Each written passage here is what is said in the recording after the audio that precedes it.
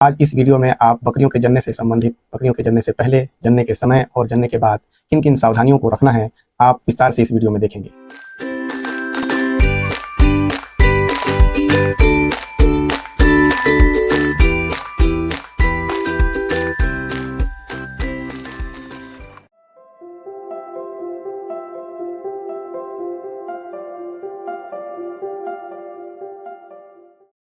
स्वागत है दोस्तों मालवा गोट फार्म दतोदा इंदौर में।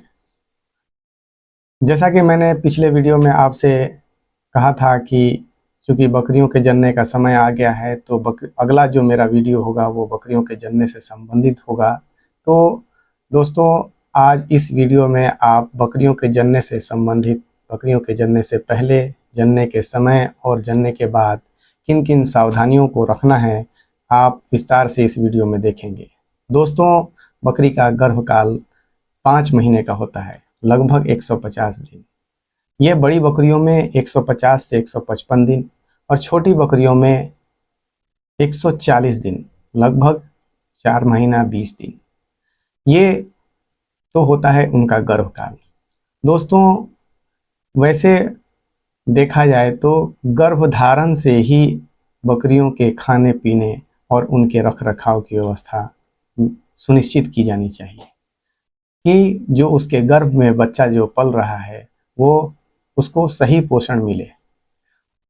उसका एक दूसरा कारण ये भी है कि अगर आप सही पोषण गर्भधारण के बाद से लेके जन्म तक अगर उसका पोषण सही मिलता है तो बच्चा बिल्कुल सही तंदुरुस्त पैदा होता है और उसके फायदे आपको बाद में दिखते हैं।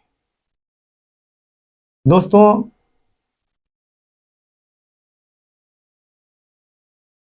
बकरी के जनने से पहले आपको खान पान और उसके खास रहने की खास व्यवस्था रखनी है। दोस्तों बकरी के जनने से पहले आप कैसे पता करेंगे कि ये बकरी जनेगी या जनने का उसका समय हो गया है? तो दोस्तों वैज्ञानिक बकरी पालन में गर्भधारण की तिथि नोट की जाती है। एक डायरी या एक्सेल सीट में या डायरी में ये लिखा जाता है कि ये इसका गर्भधारण का दिनांक ये है। तो दोस्तों उससे भी आप पता कर लेते हैं और साथ में उसके कुछ सिम्टम्स आते हैं कि उसके अडर का डेवलपमेंट फुल हो जाता है, उसके टीट्स में दूध भर जाता है, साथ में वो बकरी अपने आप को बाड़े में अलग थलग कर लेती है। तीसरा चौथा चीज़ कि जब वो उसका समय पूरा हो जाता है तो वो बकरी उठ बैठ करती है और उसके योनि द्वार से कुछ ना कुछ सेमी लिक्विड डिस्चार्ज होता है। यह कुछ सिम्टम्स हैं जो बकरी शो करती है जनने से पहले। दोस्तों जनने से पहले आपके पास बकरी के लिए व्यवस्था जो रखनी है उसको एक डिलीवरी किट के रूप में मैं आपको बताऊंगा कि ये चीज़ें कम से कम आपके पास डिलीवरी किट में होना चाहिए। दोस्तों उसमें सबसे पहले आपके पास ग्लव्स होने चाहिए। ये ग्लव्स जो आपको आपकी हाइजीन को मेंटेन करेगा।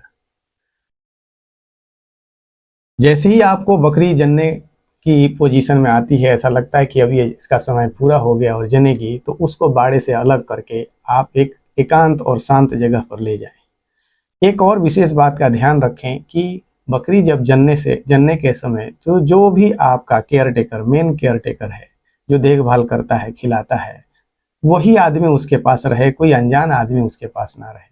वो बकरी उससे असहज महसूस करती है। आप बकरी को ले गए, आइसोलेट कर दिया, बकरी अब उठेगी, बैठेगी, आवाज़ करेगी, लेबर पेन उसको स्टार्ट हो गया। अब वो बकरी उठेगी, बैठेगी और साथ में आखिर में वो बैठ जाएगी और जोर लगाएगी। तो दोस्तों आपको ग्लव्स पहनना है। ग्लव्स के बाद आपके पास एक ब्रीडिंग होना चाहिए, जो कि आप ये सब चीज़ों का वीडियो आप देखेंगे कि ब्रीडिंग होना चाहिए। जैसे ही बकरी बैठ गई तो बकरी के बैठने के बाद आपको पीछे के हिस्से में इस बेडिंग को बिछा देना है ताकि बच्चा ज़मीन पर ना जाए और धूल मिट्टी या इन्फेक्शन ना हो। उसको साफ बेडिंग होना चाहिए। अब आप इंतज़ार करें, वो जब बकरी जोर लगाएगी और धीरे धीरे बच्चा बाहर निकालने की कोशिश करेगी। इस बीच में आपको एक और चीज़ का ध्यान रखना है कि चूँकि बकरी जनते समय बहुत बार ऐसा होता है कि एमनियोटिक फ्लूइड जनने के समय ही वो झिल्ली जो है वो फट जाती है और वो फ्लूइड बाहर निकल जाता है। तो ऐसे समय में तो ठीक है, लेकिन बहुत बार ऐसा होता है कि वो बच्चा झिल्ली के साथ एमनियोटिक फ्लूइड के साथ ही बाहर आता है। तो आपके पास सफिशिएंट अमाउंट में इस तरह की, जो आप टूथपिक का इस्तेमाल कर सकते हैं, बांस की तीली का इस्तेमाल कर सकते हैं, नीम की तीली, जो कि हाइजीनिक हो उस एमनियोटिक वो झिल्ली को फोड़ने के लिए और उसको बच्चे को बाहर निकालने के लिए आपके पास इस तरह का एक टूल होना चाहिए।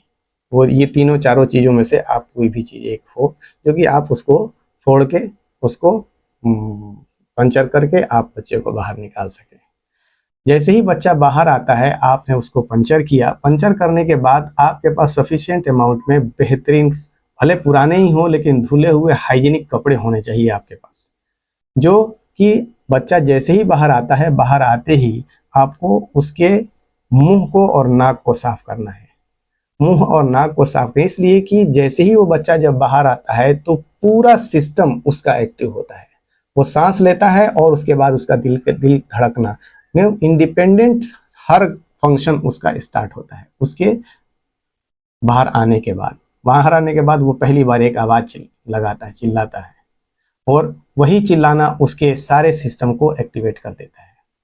तो सबसे पहले आपको नाक और मुंह को साफ करना है, कि वो इसलिए कि वो एमनियोटिक फ्लूइड में ढका बिल्कुल डूबा हुआ होता है, तो वो बिल्कुल पानी लगा हुआ रहता है उसमें, तो वो पानी मुंह में न जाए, इसलिए आपको बिल्कुल उसको साफ करना है। साफ करने के बाद आप उसको दूसरे बेडिंग पर, साफ बेडिंग पे आप उसको रखें, थोड़ी बकरी चाटेगी भी उसको उस टाइम। उसके बाद आप उसको उसकी नाल को, उसकी नाभि के पास से, आपके पास इस तरह का धागा होना चाहिए कि नाभि को बेस लाइन से 1 इंच या 1.25 इंच, इससे ज़्यादा नहीं, 1.25 इंच या 1 इंच मैक्सिमम, इसको उससे बांधना है धागे से। साफ धागे से आपके पास होना चाहिए कटा हुआ, आप उसको बांध देंगे।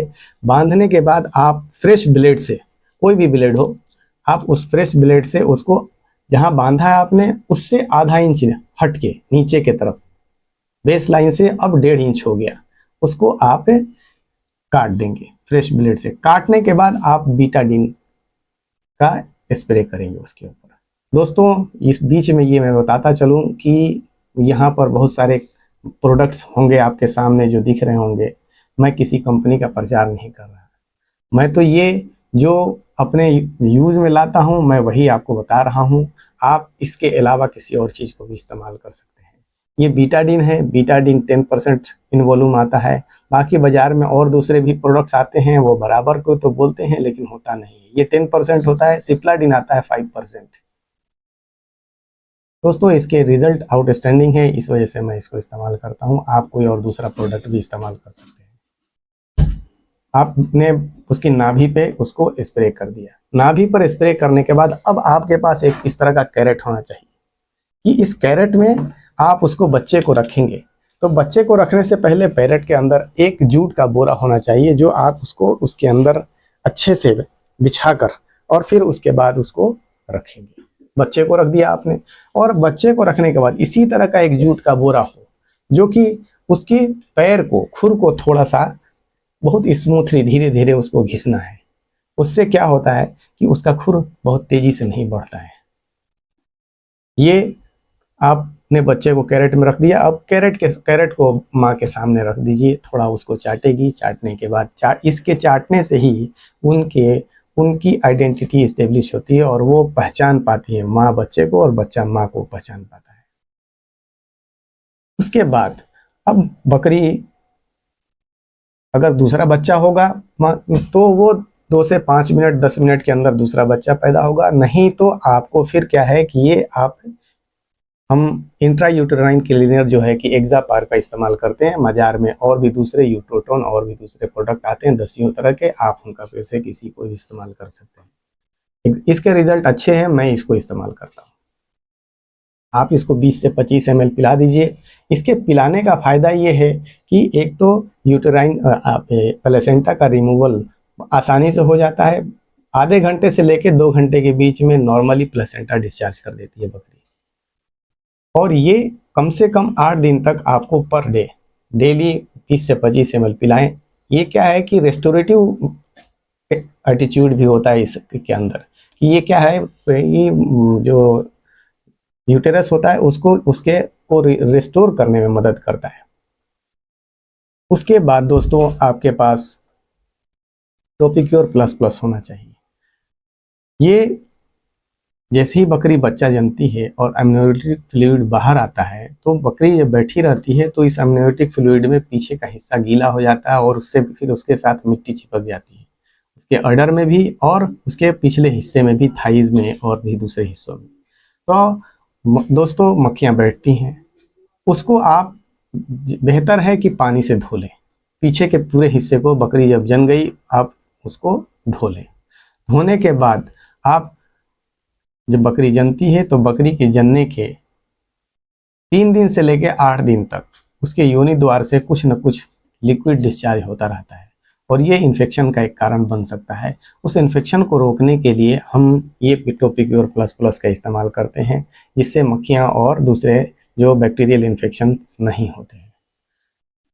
दोस्तों इसके बाद और अब उसको क्या करना है कि आपको ये पोटेशियम परमैंगनेट, ये क्रिस्टल फॉर्म में आता है, इसको आप पॉलीथीन या प्लास्टिक के बोतल में नहीं घोल सकते, इसको आपको कांच की बोतल में ही घोलना है। 1 लीटर के एक मग में पानी आप मंगाएं लें और उसके 4-5 बूंद ये डाल दें। ये हल्का गुलाबी हो जाएगा, बैंगनी कलर का हो जाएगा पानी। उस पानी से उसके थन को अच्छे से धो दें और धोने के बाद आप बकरी को गुड़ खिलाएं। गुड़ खिलाने के बाद आप कंसंट्रेट फीड दें, पानी पिलाएं और उसके बाद फिर बच्चे को दूध पिलाएं। दूध पिलाने में 15 से 20 मिनट, इससे ज़्यादा का समय नहीं हो। कोलोस्ट्रम ये बॉडी के, उसकी बॉडी को, पहला दूध जो माँ का दूध होता है ये उसकी बॉडी को इम्यूनिटी प्रोवाइड करता है। दोस्तों जैसे जैसे देरी होती है वो बच्चे के आंत के अंदर जो कोलोस्ट्रम की सोखने की शक्ति होती है वो कम होती चली जाती है। उसके जो छिद्र होते हैं वो छोटे होते चले जाते हैं और वो सोख नहीं पाता है, एब्जॉर्व नहीं कर पाता है। तो उससे बच्चा कमज़ोर हो जाता है और एक बार बच्चा कमज़ोर हो गया, उसको शुरू में जो जितनी इम्यूनिटी मिलनी चाहिए, अगर इम्यूनिटी नहीं मिली तो वो हमेशा के लिए दुखदाई होता है। दोस्तों ये तो हुआ आपके पास एक तरह से इस तरह का जो सामान है डिलीवरी किट के रूप में आपके पास होना चाहिए। कम से कम ये सामान तो होना चाहिए, और भी बहुत सारे सामान हो सकते हैं लेकिन कम से कम ये इतना सामान आपके पास होना चाहिए। दोस्तों बकरी का बच्चा जन गया, जनने के बाद आपको ये पता चलेगा कि ये बकरी का बच्चा अगर स्वस्थ है और स्वस्थ कैसे है, आपने जो पिछले 5 महीने में उसका लालन पालन, खान पान पे ध्यान रखा है, उसके वजह से ये स्वस्थ है। और अगर स्वस्थ है तो ये बच्चा जनने के 5 से 10 मिनट के अंदर ही ये माँ के दूध को ढूंढने लगेगा। आप इसका आभास आप करेंगे कि वो इधर उधर मुंह मारने लगता है दूध पीने के लिए। दोस्तों अगर ये स्वस्थ नहीं रहेगा तो बच्चा तो जल्दी दूध नहीं पी पाएगा, और जल्दी दूध नहीं पी पाएगा तो वो हमेशा ही कमज़ोर रह पाता है। तो खान पान का ये एक बहुत इम्पोर्टेंट एस्पेक्ट है जो जहाँ पर कि जो बच्चा जनते ही 10-15 मिनट के अंदर दूध पीने लगता है। दोस्तों बकरी के जनने के बाद भी आपको बच्चों को पर्याप्त मात्रा में दूध मिलता रहे तो खान पान का विशेष ध्यान तो आपको बकरी के जनने के बाद भी ध्यान रखना है। और इसके साथ साथ कैल्शियम और मिनरल्स, ये जो सप्लीमेंट आप देते हैं उनको आपको देते रहना है ताकि वो बॉडी के अंदर से कैल्शियम एब्जॉर्ब ना हो और वो बकरी कमज़ोर नहीं हो। तो दोस्तों ये रहा इस मेरा वीडियो जो आपसे मैंने वादा किया था कि बकरी के जनने से पहले, जनने के समय और जनने के बाद किन किन सावधानियों को रखना है। अब मेरा अगला वीडियो, चूँकि अब बच्चा पैदा हो गया है, बच्चे आ गए हैं, तो अगला मेरा वीडियो किड्स मैनेजमेंट के ऊपर होगा कि बच्चों को कैसे आप संभालेंगे 1 दिन से लेकर 2 महीने तक, किस तरह की केयरिंग करनी है। तो दोस्तों मिलते हैं अगले वीडियो में, जब तक मिलते हैं, धन्यवाद।